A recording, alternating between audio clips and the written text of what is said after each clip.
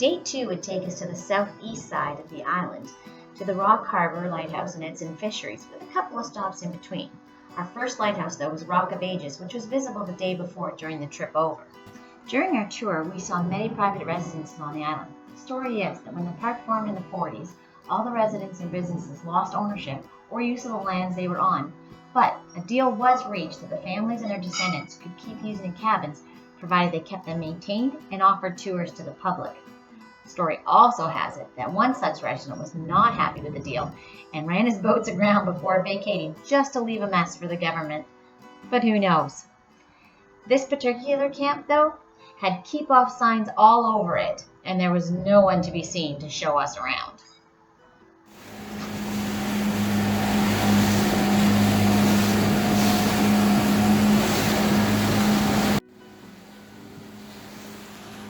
This is the Menagerie Island or Isle Royale Lighthouse of Siskiwit Bay. John Malone, his wife Julia, and their 12 children lived there for 32 years during the navigation season.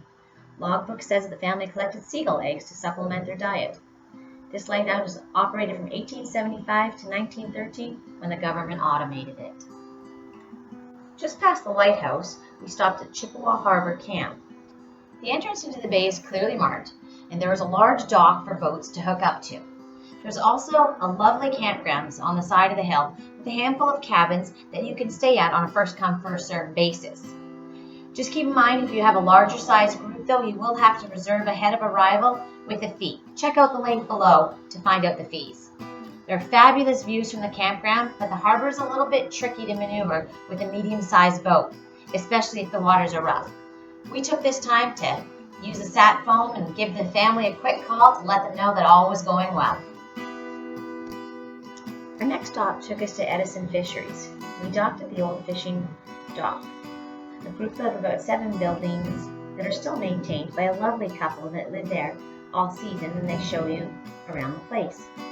Named after Pete and Laura Edison, it started in 1895, then sold in 1905 to Laura's father. In 1916, Laura and her husband Pete Edison took it over and operated until their passing. Some sites say that it is still operational, but there is an interesting story about the land and how it changed hands when the park services came in. Follow the link above if you want to read more about it. From there, we walked a quick little trail over to the Rock Harbor Lighthouse Museum, a cute little museum displaying mariner life as it was in the late 1800s, maintained by the same couple over from Edison Fisheries. But it was the show outside that really caught our attention. Older cat? It's too much.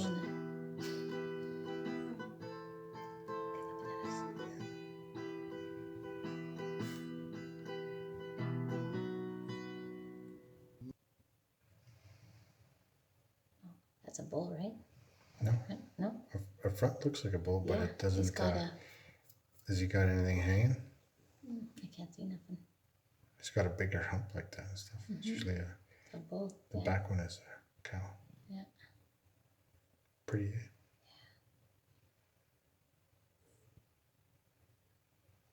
She knows we're here, though. Mm-hmm.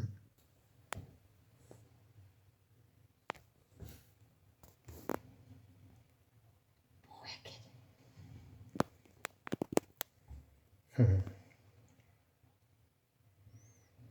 Where the hell would they be going? To those islands, or just to cool off or whatever, get the bugs out of their back.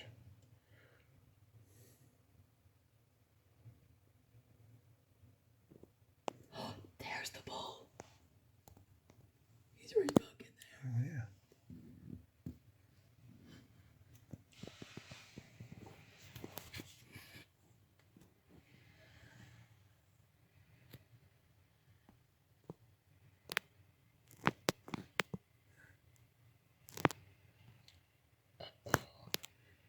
Just stay still, you'll be alright.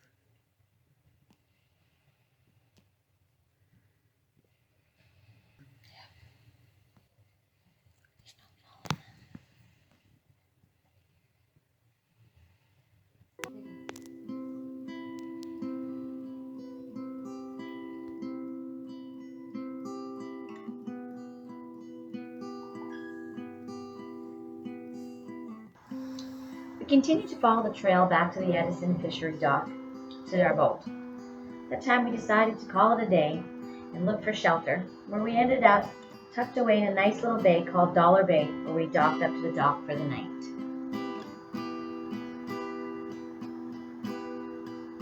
Thanks for watching. Don't forget to like and subscribe, and set yourself up to get notified when part 3 comes out.